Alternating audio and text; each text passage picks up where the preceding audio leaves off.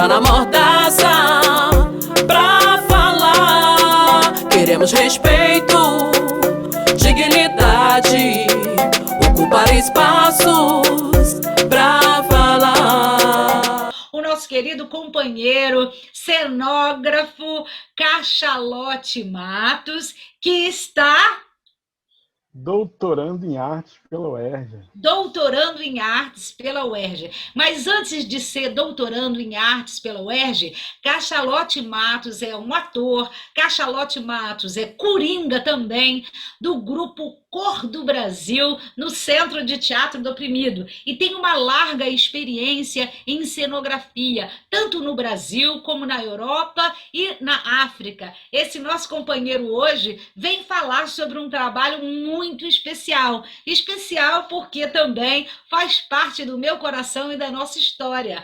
Cachalote vai falar sobre o Pirei na Cena, né, Cachalote? E sobre a construção desses cenários, porque, na verdade, Cachalote fez praticamente todos os cenários do grupo nesse quase 24 anos de existência do Pirei na Cena.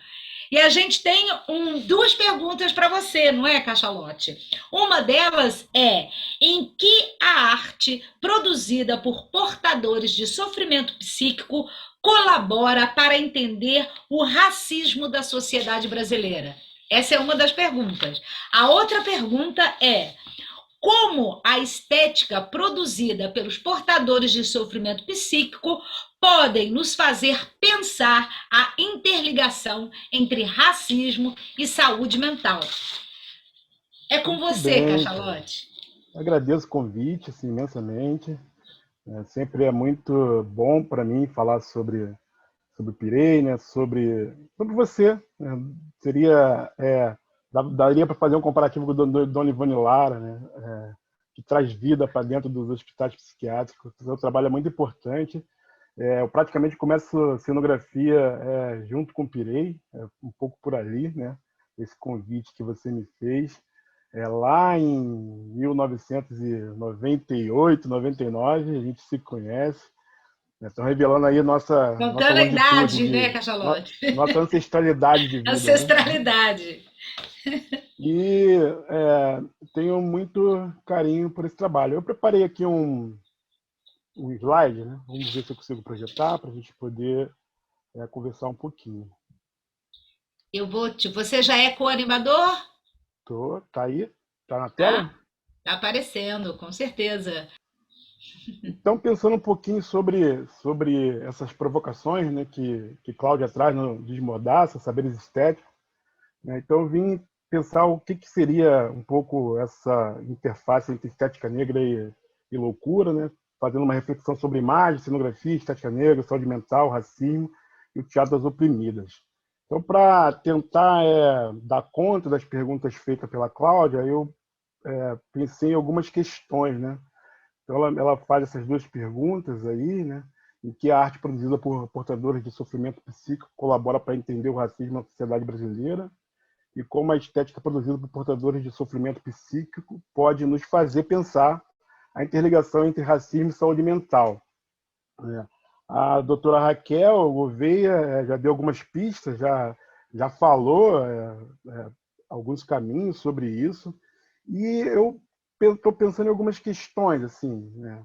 Principalmente o que faz esse corpo preto enlouquecer e está, em grande maioria, nos manicômios e nos presídios, né? Fazendo uma relação. Né? Então, pensando em teatro, eu fico pensando assim, o meio de produção do teatro é o corpo humano. Né?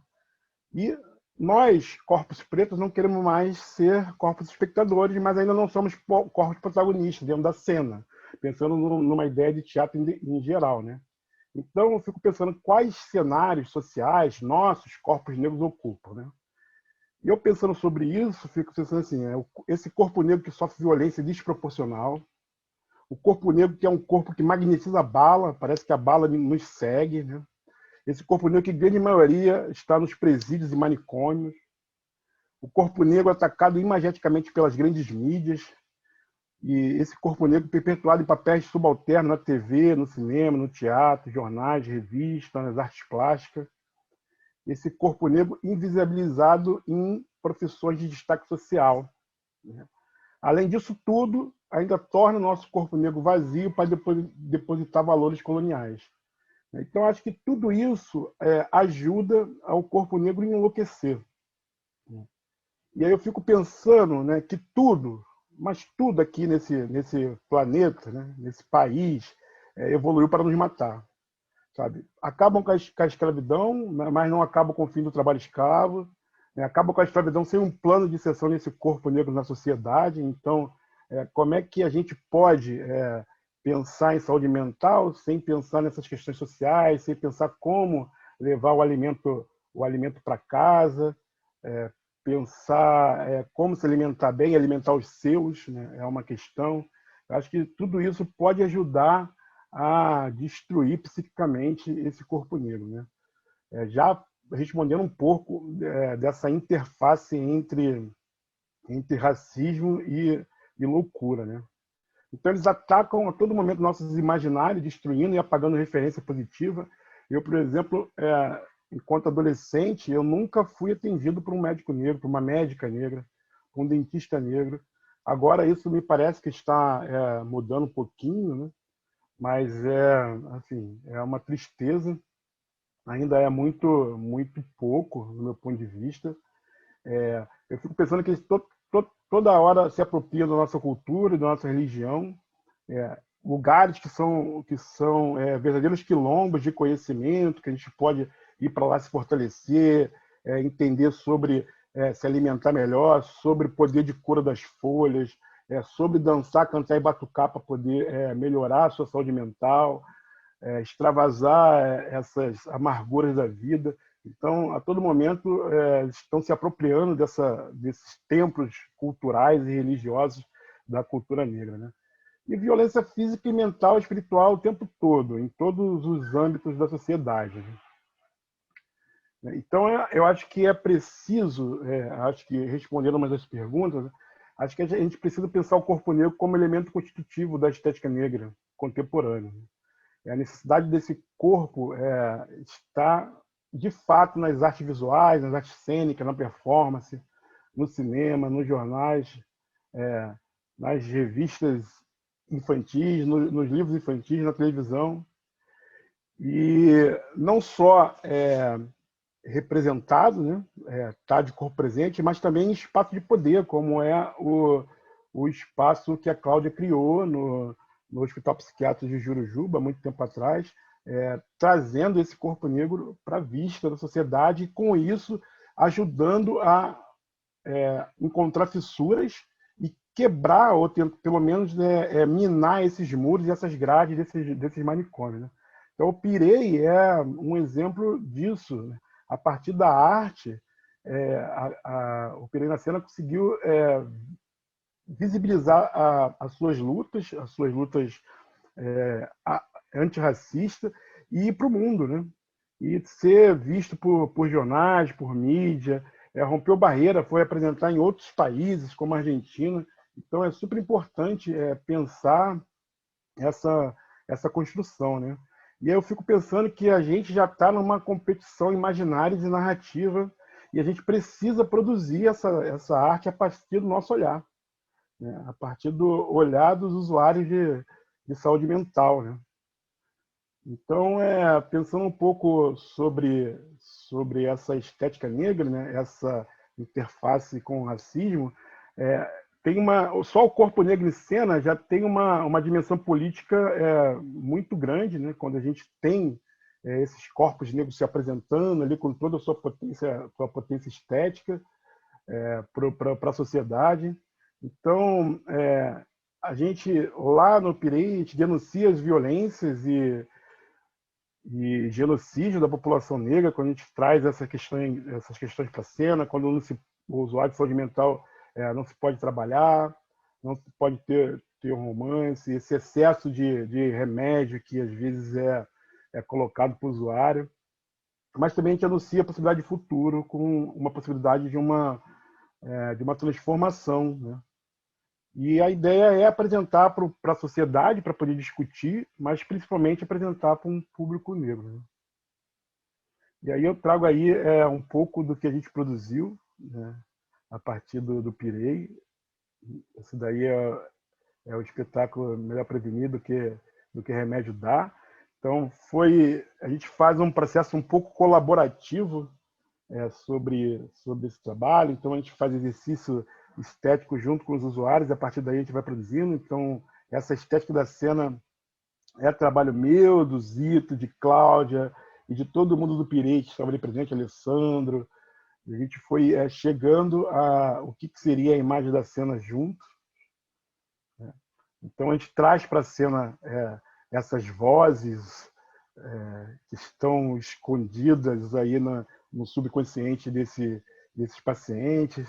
A gente traz essas questões sobre sexualidade para a cena, questões sobre religiosidade, que também, do meu ponto de vista, ajuda a enlouquecer.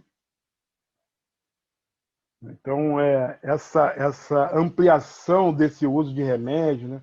A gente pega para a cena essa injeção gigante. Né? Então, a gente vai pensando um pouco sobre essas questões, né? É transformar um pouco o delírio patológico em delírio estético para poder tentar quebrar esses muros e fazer com que a sociedade pense sobre isso. É um pouco essa questão, né? Pense sobre o que esses manicômios hoje e por que esses corpos negros estão em grande maioria nesse lugar. Então, é um diálogo contínuo com a sociedade, né? E de forma estética. O que a gente faz é explicitar esses delírios patológicos em delírios estéticos. E aí tem outras imagens desse espetáculo. Então, a gente faz isso não só no cenário, mas também no figurino, né? Traz essas vozes para a cena. O que são essas vozes guardadas nesse subconsciente? Da onde que isso foi projetado e entrou nesse lugar? E a gente transforma isso em poética e em estética. Esse é um outro espetáculo, o Doidinho para Trabalhar. Então, tinha uma pergunta: maluco pode trabalhar?